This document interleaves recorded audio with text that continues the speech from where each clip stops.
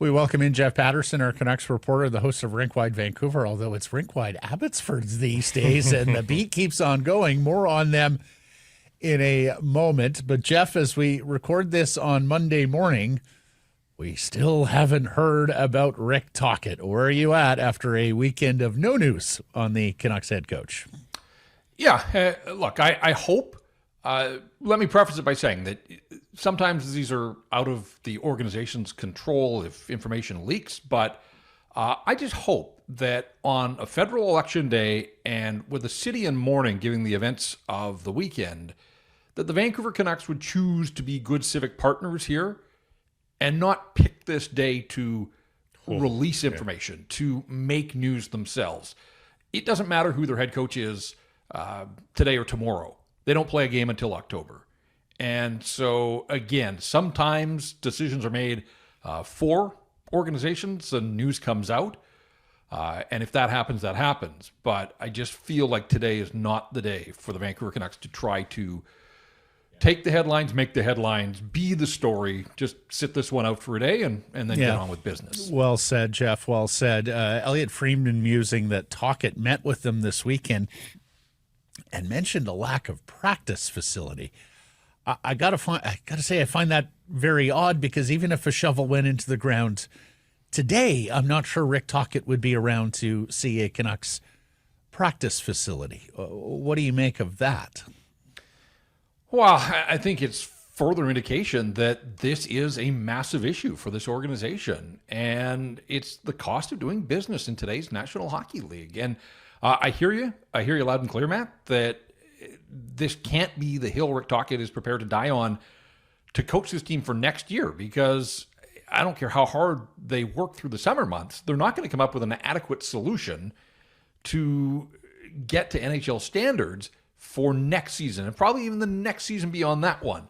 But if this is a reflection on an organization that's not willing to spend money, whether it's a couple $100,000 for Tom Willander, whether it's meeting Rick Toccet and his demands to remain as the head coach, or if it's putting a shovel in the ground and finding that parcel of land for the practice facility, like there are a few breadcrumbs here right now that make you wonder a little bit around the spending of the Vancouver Canucks. So, yeah, look, I am surprised that it has dragged through the weekend. When I was with you late last week, I kind of thought that maybe the weekend was some sort of deadline. Of course, there's never a deadline until there's an actual decision made. So, there aren't a ton of pressure points. That said, there are jobs elsewhere if Rick Toccet's interested, and there are candidates out there, obviously, if the Vancouver Canucks are looking to go in a different direction. So I say no pressure points, but I mean, I suppose there are to some degree. But yeah, I mean, look, it feels like these two sides have had ample time now to flesh this out. And if it can't be worked out, then cut bait and move on. And if there are, gaps that can be bridged, I don't know why they haven't been able to get to some sort of resolution here. So, yeah, I am a little surprised that it is now dragged into yet another week. The situation has got more complicated now with Mike Sullivan's release from the Pittsburgh Penguins, and it goes in both directions, doesn't it, Jeff? Mike Sullivan becomes plan B for the Canucks, perhaps. But Rick Toccet could turn into a plan A for the Pittsburgh Penguins just as easily. Yeah, I'm not sure that Mike Sullivan is a true candidate for the Vancouver Canucks. Look, I get the history that he was here for a year under John Tortorella, so he has seen the organization from the inside. I get the connections, obviously, with the Pittsburgh Penguins. It would make sense for the Vancouver Canucks to ask for permission if they need a head coach.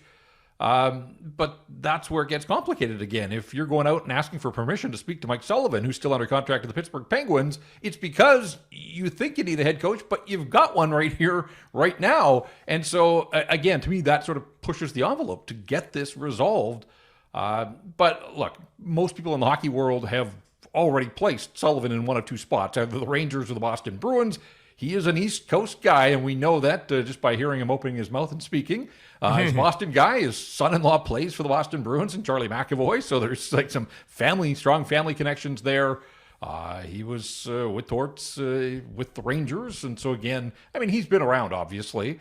But my sense is that Mike Sullivan's not coming to Vancouver. I just think he's going to have lots of opportunities, and he'll probably pick the one that he feels is the best fit. But the other thing too here, guys, is we've talked all along through this ordeal with Toccet about Rick Toccet asking for a raise, demanding to be one of the highest paid coaches, and we all use Mike Sullivan as sort of the benchmark for where coaches' compensation is. Well, if the Canucks aren't willing to get there with Toccet, are they going to, and I go back to, spending right now, are they going to go higher than Rick Toccet for a guy that does have Stanley Cups? I mean, I guess that's the diffdifferentiator. That would be it. In That's all of it. this. Yeah, the resumes are different, and Yes. that's how you convince yourself to spend the extra money. Yes, and of course, people sometimes forget he coached the Boston Bruins once. Right. He was a very young coach there back in the early aughts when he was promoted from their Providence farm club. Jeff, your temperature on Willander here, which also is a file that goes dormant through the weekend. Yeah, I don't get this one at all. If it truly is, holding firm from the organization's standpoint on these bonuses, it just seems so short-sighted. And, if they're trying to set some sort of precedent, again, you should want to pay bonuses to guys that are going to achieve them and make your team better. And so, yeah, I'm having a tough time trying to, sift through all of this. All I know is that Tom Willander is not Vancouver Canucks. I mean, he remains property because they drafted him, but they don't have him under contract yet. I have watched these Abbotsford games closely, and it sounds like there wasn't a reluctance on his part to go and play in Abbotsford and be a part of the playoff run down there. And why wouldn't you have wanted that? And yet now he's half a world away and getting ready to try to crack the Swedish national team for the World Hockey Championships and making these overtures about going back to school for another year. I still think that there's plenty of time here for him for the Canucks to get him under contract so that he's there on day one of training camp. Like, I haven't given up on that, but every day that goes by makes me wonder, how big is the rift here? And ultimately, is it over a couple $100,000 in bonuses, or is there more to this story that we just haven't been able to unearth yet? But whatever the case, you're looking at guys that have turned pro after the college season, playing in the Stanley Cup playoffs here right now. Not that the Canucks qualified, but I mean, the path was there for a lot of these guys, and we see it every year at the end of the college season. And for whatever reason, Tom Willander stands alone right now as sort of the holdout. So mildly concerning, certainly, as they head into the off season. Again, I think there is time to sort all this through, but if there are bigger issues that are holding this up, then I mean, maybe there are roadblocks that we just really haven't been able to get to the bottom of just yet. They're going to spend, if it's $200K apart, they're going to give Derek Forbort a $200,000 raise.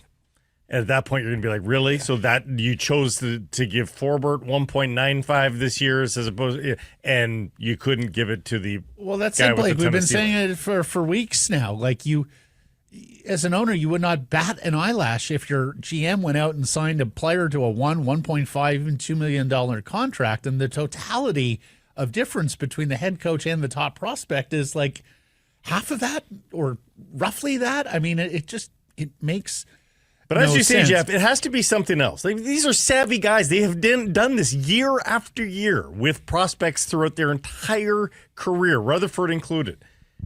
There has to be more to this that we just don't know. It doesn't make any sense. Yeah, I mean, look, $200,000 is probably the budget for the company Christmas party. There's no way they do one. It is hard to understand. I mean, it really does feel like a line item on a budget for the company that they run. And, I mean, they've professed that they like the player. He's obviously plays a position of need for this organization. There's just so many reasons for this to be done, and yet it's not. And so let's see where it goes. But, yeah, I mean, curious at the very least, and you just hope that there isn't some sort of damaged relationship now that can't be repaired. All right, Jeff, catch everybody up on what they may have missed Saturday night, and a resounding victory for the Abbotsford Canucks over Tucson. They're on to round 2.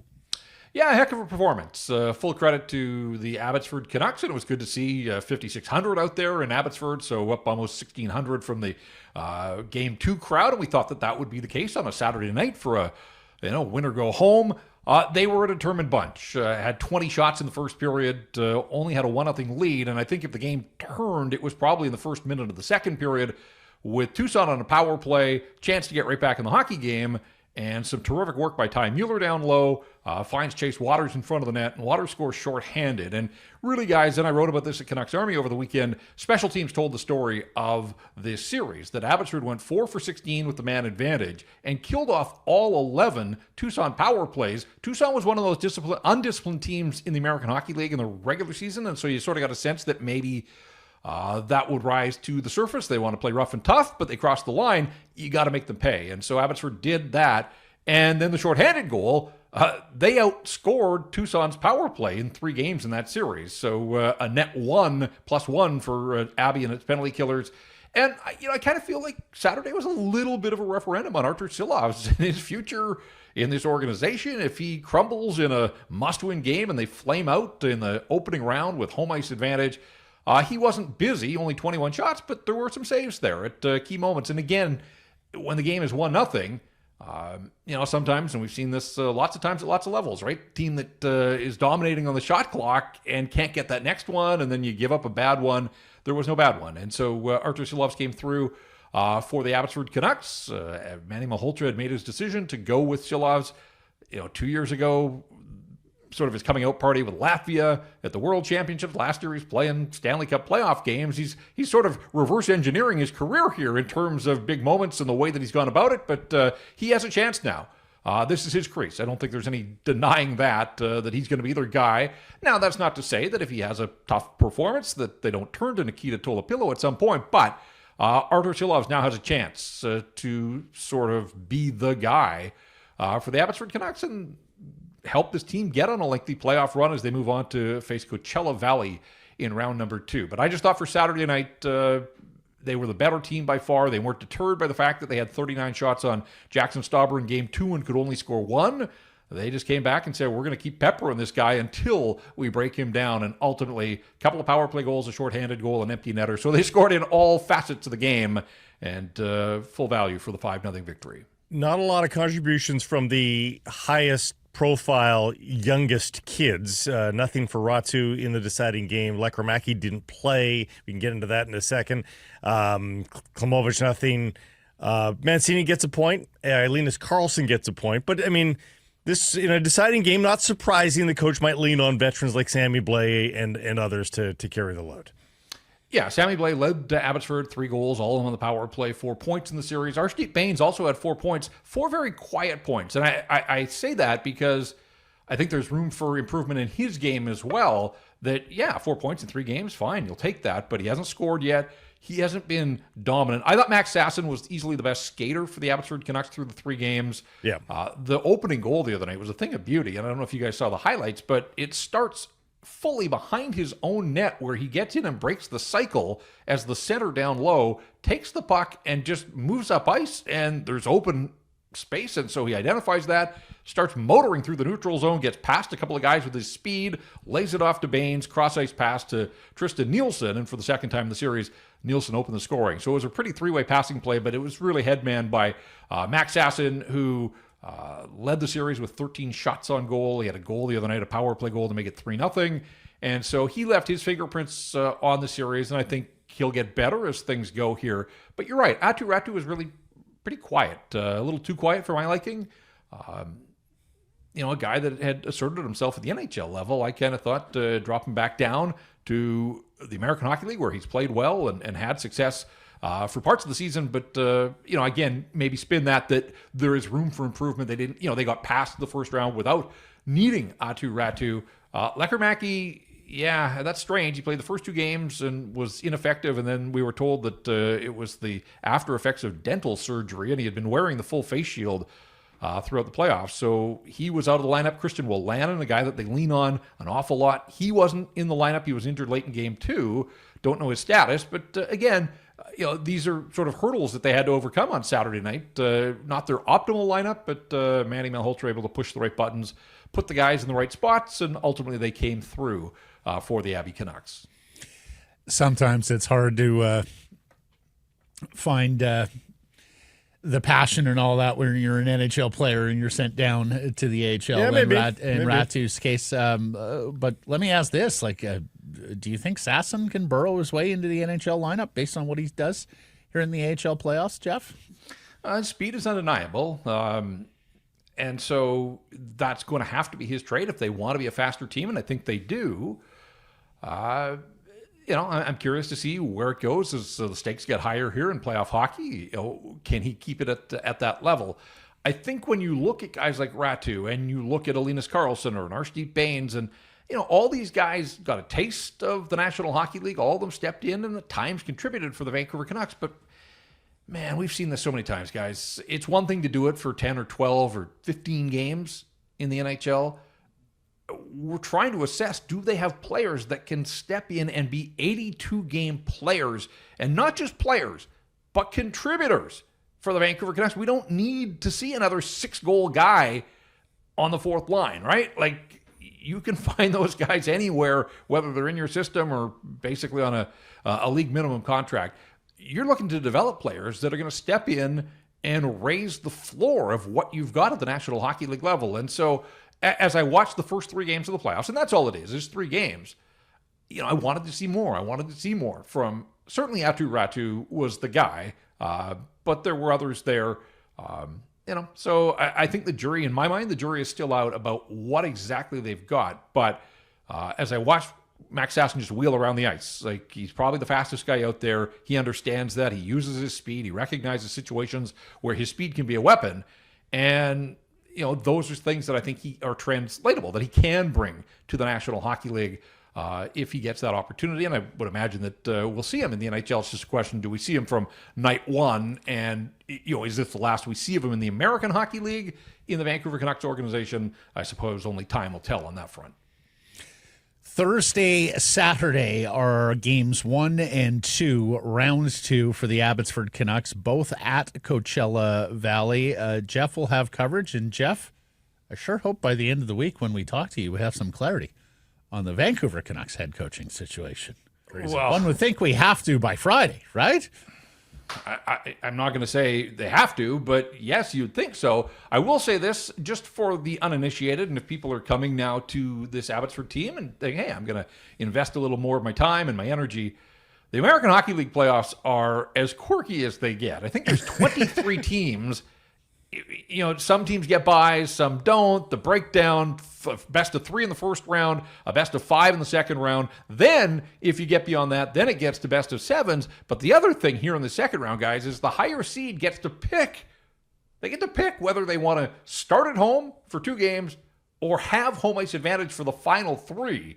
And Abbotsford has decided that they'll defer. They'll take the wind in the second half and have home ice advantage. They'll let Coachella Valley kick things off down in Palm Springs. So 2 there and then 3 if necessary. And I suppose the strategy and thinking is get in. Get a split. Get the split and then race on home and get it done.